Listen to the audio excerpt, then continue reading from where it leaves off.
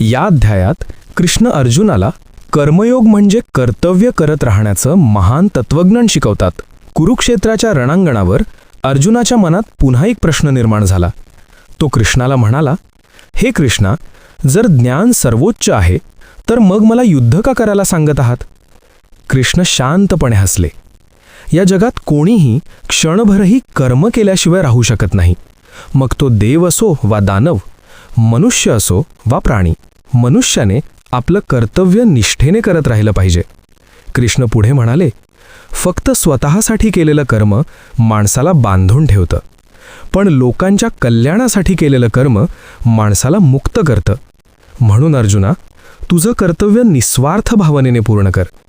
हे ऐकून अर्जुनाच्या मनात पुन्हा धैर्य निर्माण झालं आणि इथून अर्जुनाला समजायला लागलं की खरा मार्ग म्हणजे कर्मयोग. पण पुढच्या अध्यायात श्रीकृष्ण सांगणार आहेत ज्ञान आणि कर्म यांचं आणखी गूढ रहस्य. कुरुक्षेत्रावर सुरू झालेलं हे ज्ञान आजही जीवन बदलू शकतं.